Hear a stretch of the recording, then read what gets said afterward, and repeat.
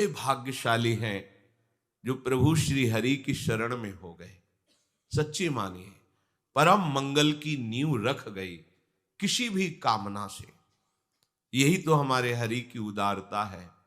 किसी भी कामना से आप केवल जुड़ जाइए तो आपकी वृत्तियां जुड़ती सच्चिदानंद प्रभु से हैं, इसलिए उसका परिणाम अविनाशी होगा।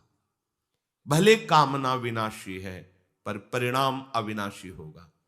तो सब भगवान की शरण इसलिए नहीं हो पाते, कामना के द्वारा उनका ज्ञान अपहृत हो गया है और वो भगवान को भी एक अच्छा मनुष्य भर मानते हैं। हाँ, थोड़ा सा बलशाली, थोड़ा सा बुद्धिमान, ये नहीं जान पाते कि ईश्वरों के ईश्वर है। भला कोई बलशाली व्यक्ति ऐसा कैसे कर सकता है?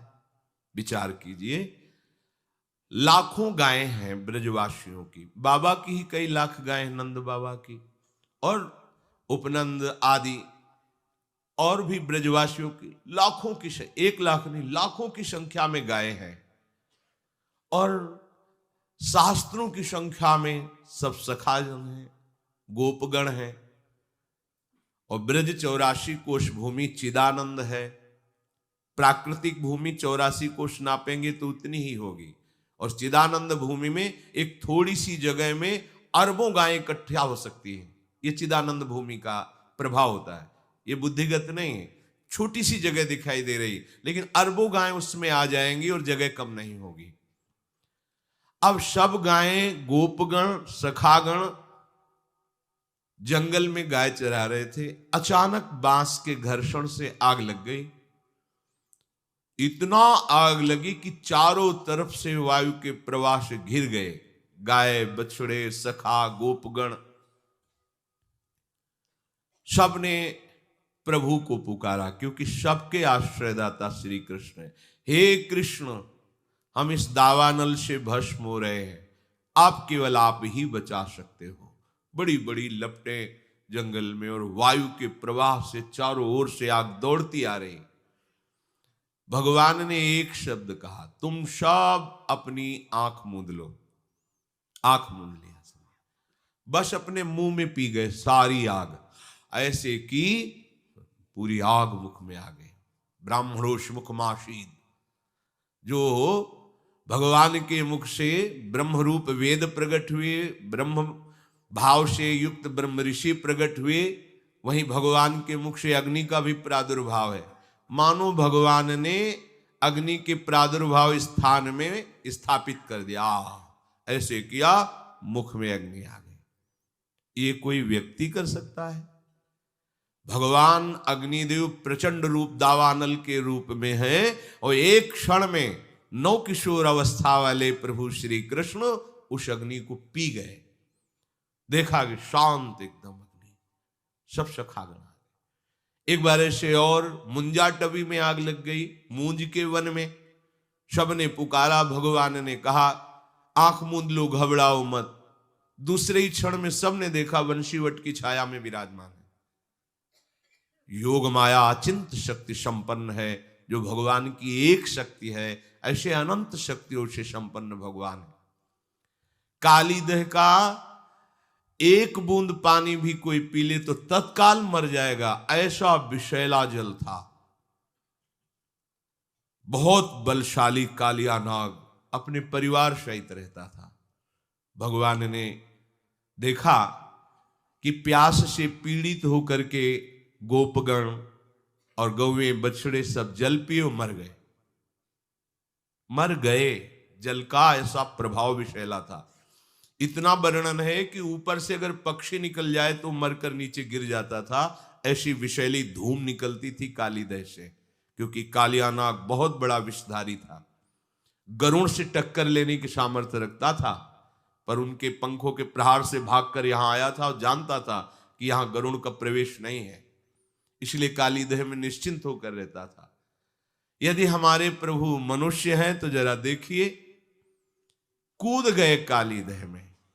एक बूंद पानी किसी भी व्यक्ति को मार सकता, चाहे जितना बलशाली हो, और जा करके सब इस लीला को जानते हैं। ललकारा, कालिया को।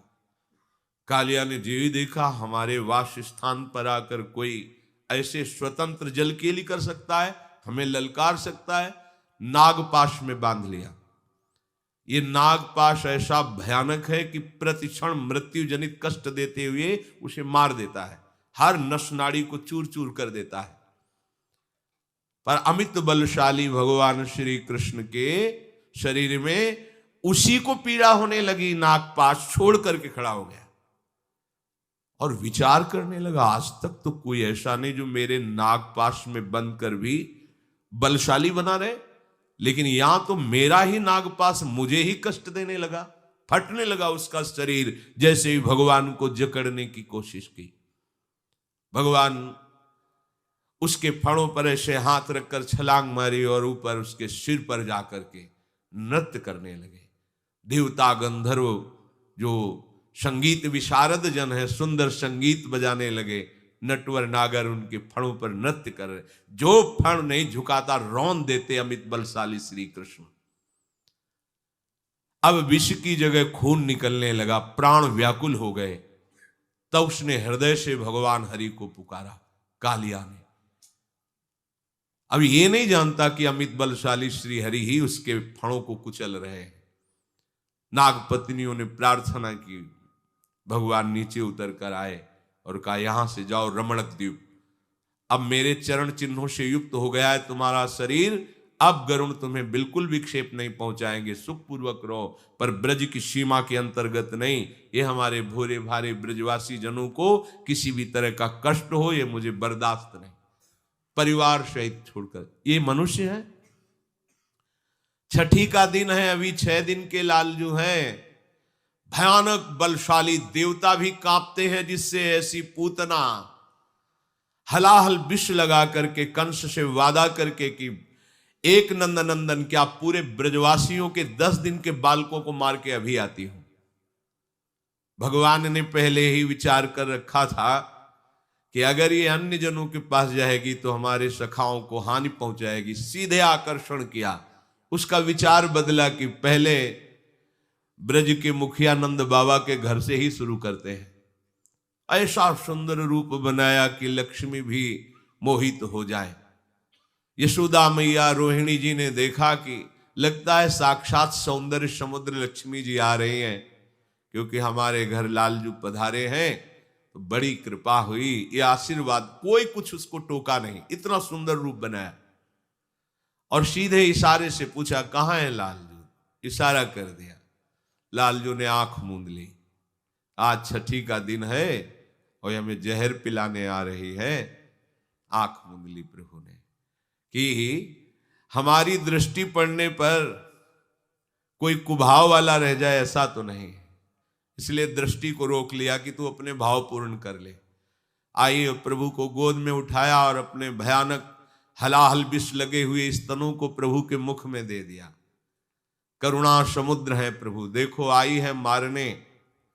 प्रभु के छोटे छोटे श्री चरण उसके वक्षा स्थल पे हैं, कर कमल से उसका वक्षोज पकड़े हुए हैं और मुख से दुग्ध पान कर रहे हैं। थोड़ी ही देर में आवेश में आए प्रभु और दुग्ध के साथ प्राण पीने लगे। अब तो वो सुंदर रूप छोड़कर भयानक रूप धारण करके चीखती, अरे छोड़ दे छोड़ दे, भागी। 6 कोस के वृक्षों को तोड़ती हुई भयानक पूतना मृत्यु को प्राप्त हुई। भगवान ने उसकी जीवात्मा को अपने धाम भेजा। ये मनुष्य है प्रभु? जो लोग इनको समझते हैं कि ये तो कृष्ण मनुष्य है, ये मनुष्य है। जिस समय देवराज इंद्र ने देखा अपनी पूजा को भंग ब्रजवासियों ने कर दिया, एक कृष्ण के कहने पर, और एक पहाड़ की पूजा कराई गिरिराज जी की। अब मैं इनको दंड दूंगा ब्रजवासियों को। ये पता होना चाहिए कि जो भगवद आश्रित है उसे केवल भगवान ही दंड विधान कर सकते हैं। अगर दूसरा कोई दंड विधान की सोचे तो वो दंड का अधिकारी हो जाता है। भगवत दास को केवल भगवान ही सुधारने के लिए ऐसा विधान रच सकते हैं। त्रिभुवन में किसी की ताकत नहीं कि जो हरि आश्रित हो उसके ऊपर अपना दंड विधान लागू कर दे। कोई भी हो। यमराज थर थर कांपते हैं, अपने दूतों से कहा है, जिनके गले में कंठी हो, मस्तक पर तिलक हो, मुख में कृष्ण नाम हो, भूल कर मत जाना, नहीं हमको दंड मिलेगा, क्योंकि ईश्वरों के ईश्वर भगवान श्री हरि है। Your sister's getting married. Thanks for the help. Card designs, wedding decor. Thakur ji के चरणारविंद का थोड़ा भी आश्रय हृदय में रख ले, थोड़ा भी आश्रय, सारी की सारी भयवृत्तियां, सारी की सारी चिंता नष्ट हो जाती है। हम लोग समझ ही नहीं पा रहे, श्री कृष्ण को एक साधारण मनुष्य समझ रहे हैं। देवराज इंद्र ने आदेश कर दिया, प्रलयकालीन मेघों को वर्षा के द्वारा पूरे ब्रज का नाश कर दो, मूसलाधार वर्षा। सब ब्रजवासी जन, हे कृष्ण अब तो आप ही रक्षा कर सकते हो। 21 किलोमीटर के गिरिराज महाराज खेल खेल में से उठा लिया, ऐसे 7 दिन 7 रात्रि तक ऐसे संपूर्ण ब्रजवासियों को सुखपूर्वक अपने दर्शन से ऐसा अमृत बरसा रहे थे। न किसी को भूख लगी, न किसी को प्यास लगा, न किसी को किसी भी तरह की अन्य क्रियाएं करने की सोच, लघु शंख, किसी को कुछ। सब मंत्र मुग्ध श्री कृष्ण रूप में खोए हुए हैं, मानो सब समाधि भाव को प्राप्त है। और आश्चर्य, चारों तरफ श्री कृष्ण को सब ब्रजवासी जन घेरे हुए हैं और सबके सन्मुख प्रभु हैं। अगर चारों तरफ कोई, तो एक दिशा में ही तो प्रभु का मुख होगा, पर ऐसा नहीं, संपूर्ण ब्रजवासियों को श्री कृष्ण अपने सामने दिखाई दे रहे हैं, उनकी रूप माधुरी का पान करते हुए 7 दिन तक न किसी को भूख, न प्यास, न निद्रा, न कोई अन्य क्रिया की आवेग, सब रूप माधुरी में डूबे हुए। ऊपर से वर्षा, एक बूंद पानी गिरिराज जी के नीचे नहीं गया। हार गया देवराज इंद्र आकर चरणों में। ये मनुष्य है श्री कृष्ण, विचार करो। बड़े बड़े ऋषि मुनियों ने तपस्या करके भगवान को अपने प्रीतम रूप में चाहा, वेद की ऋचाएं प्रीतम रूप से भजी, वही आके गोपियां बनी और उन्हीं गोपियों को गलवैया देकर प्रभु वन विहार, रास विहार